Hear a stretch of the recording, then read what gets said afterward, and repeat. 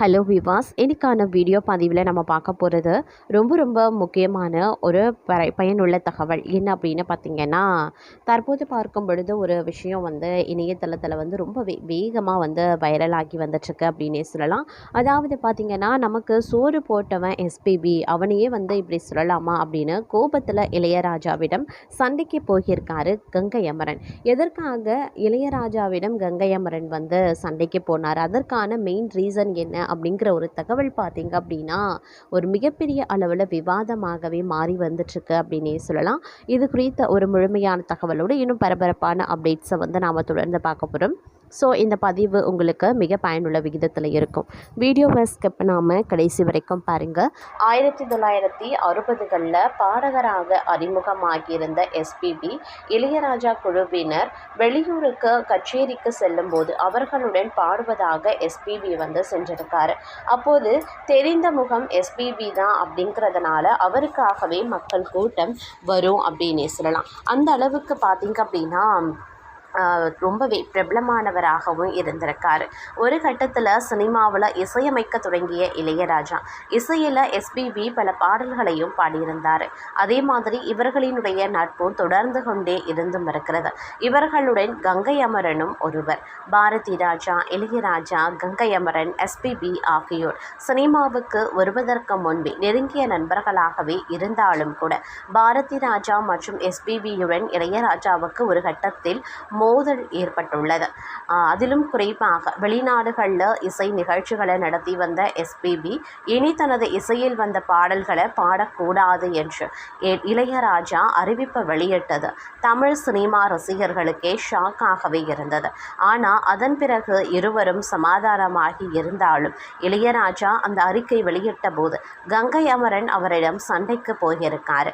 இளையராஜாவின் அறிக்கை குறித்து கங்கை அமரனினுடைய பேச்சு செய்தித்தாள்களில் வந்ததை பார்த்த இளையராஜா அவரை அழைத்து பேசும்போது, நான் சொன்னதில் என்ன தவறு இருக்கிறது? எஸ்பி பாலசுப்ரமணியம் நமக்கு வேண்டியவன், நமக்கு சோறு போட்டவன், பல கச்சேரிகளுக்கு அழைத்து சென்று பாரதி ராஜா நம்மை எல்லாம் சாப்பிட உதவியவன். அப்படி இருந்த ஒருவனை கச்சேரி ஏற போகும்போது என் பாடலை பாடக்கூடாது என்று சொன்னால் இது நியாயமா? எஸ்பி பாலசுப்ரமணியம் நமது சகோதரர்களில் ஒருவன். அவன் அப்படி சொன்னது எனக்கு தாங்கலை. இது குறித்து என்ன அழைத்து கேட்டாங்க. நான் எல்லாவற்றையும் சொல்லிட்டேன். இதில் என்ன தவறு இருக்கிறது? அதன் பிறகு நீங்கள் இருவரும் சமாதானம் ஆகிவிட்டீங்க. அப்போ நான் சொன்னது சரிதானே அப்படின்னு கேட்டதாகவும், இதுதான் நான் அண்ணனிடம் கோபப்பட்ட முதல் முறை என்று கங்கை அமரனும் சொல்லியிருந்தார். அது மட்டும் இல்லாமல் இதற்கு முன்பாக பார்த்தீங்க அப்படின்னா தற்போது பார்க்கும் பொழுது நீ எழுந்து வருவடா பாலு அப்படின்னு அழுகையை கட்டுப்படுத்தி கொண்டு சொல்லியிருக்காரு இளையராஜா.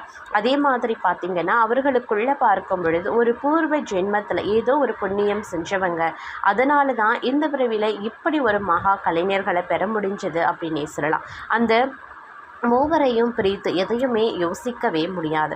அந்த அளவுக்கு இசை உலகத்தினுடைய ஜாம்பவான்களாக இவங்க திகழ்ந்திருந்தாங்க அப்படின்னு சொல்லலாம். இளையராஜாவுக்கு முதல் மேடை போட்டு கொடுத்தவர் பார்த்திங்கன்னா எஸ்பிபி தான். அன்று மேடையில் ஏறி விட்டவரை அடுத்தடுத்து தனது தோள் மீது ஏற்றி உலகம் முழுக்க கொண்டு சேர்த்தார் இளையராஜா. அந்த அன்பு பிணைப்புக்கு இடையே பாரதி ராஜாவினுடைய பாச சிறுகளையும் இணைய கொடிகட்டி பறந்தது இந்த படைப்பு கூட்டணி அப்படின்னு சொல்லலாம். நட்புக்கு அருமையான இலக்கணம் படைத்தனர் இந்த 3 பேருமே. இளையராஜா இல்லாமல் எஸ்பிபி கிடையாது, எஸ்பிபி இல்லாமல் ராஜா இல்லை. இவர்கள் எல்லாம் பாரதி ராஜா இல்லை என்று சொல்லக்கூடிய அளவுக்கு யாரையுமே விரைத்து பார்க்க முடியாது. இதில் யாரும் பூவும் இல்லை, நாரும் இல்லை. இயற்கையாகவே இவர்கள் இணைந்தே வாழ்ந்தார்கள் அப்படின்னு நான் சொல்லணும். யாரும் யார் மீதும் ஆளுமை செலுத்தலை. அவர் சொன்னதை இவர் கேட்பார், இவர் சொல்வதற்கு ஏற்ப அவர் பாடினார். இசைக்கு புதிய அத்தியாயம் படைத்தவர் ராஜா அப்படின்னா அவரது இசைக்கு புதிய வடிவம் கொடுத்தவர் எஸ்பிபி. ராஜாவினுடைய உச்சி புகழுக்கு அவரது இசையுடன் எஸ்பிபியினுடைய குரலும் சேர்ந்தே கொடிபிடித்தது அப்படின்னு சொல்லலாம்.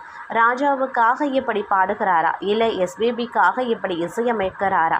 ராஜா என்று ஒவ்வொரு பாட்டையும் கேட்கும் போதும் சந்தேகம் வரும். அந்த அளவுக்கு ஒருவரது ஆன்மாவை மற்றொருவர் புரிந்து வைத்து கொண்டு ஜாலம் காட்டி பல நூறாண்டுகள் ஆனாலும் இந்த இசை தெய்வங்களை நம்மால் மறக்க முடியாது. காலம் கடந்தும் நாணம் போற்றும் பிதாமகர்கள் இருவருமே அப்படின்னே சொல்லலாம். அதிலும் பார்த்திங்கன்னா தற்போது வந்து இந்த இசை ஜாம்பவான்களில் பார்க்கும் பொழுது எஸ்பிபி அவர்கள் காலமாகியிருக்காங்க. அடுத்து பார்த்திங்க அப்படின்னா பாரதி ராஜா அவர்களும் காலமாகியிருக்காங்க. தற்போது இளையராஜா மற்றும் கங்கை அமரன் மட்டும்தான் அந்த கூட்டணியில் இருக்காங்க அப்படின்னே சொல்லலாம். இது இசை உலகினர் மட்டும் இல்லாமல் அவர்களுடைய கூட்டணியில் பிடித்த பாடல்களுக்கு ரசிகர்களான அனைவருக்குமே ஒரு பேரதிர்ச்சியாகவே இருந்திருந்தது அப்படின்னே சொல்லலாம். அதே மாதிரி எத்தனை பேச்சுக்கள் இடம்பெற்றிருப்பினும் சண்டைகள், சமாதானங்கள், பாசம், அன்பு, நட்பு அப்படின்னு எல்லா கலவையான உணர்வும் நமக்கே தோன்றுகிறது அப்படின்னும் பாலுவினுடைய இழப்பை எப்படி ராஜா தாங்க போகிறார் அப்படிங்கிறது தான் வேதனையாக இருக்குது அப்படின்னும் எஸ்பிபியினுடைய இறுதி காலங்களில் இளையராஜா அவர்கள் வந்து பேசியிருக்கிறதாக சொல்லப்படுகிறது. அதே மாதிரி நண்பர்களுக்குள்ள பிணக்கு வந்தபோது கூட தனது நண்பனை விட்டு கொடுக்காதவர் எஸ்பிபி.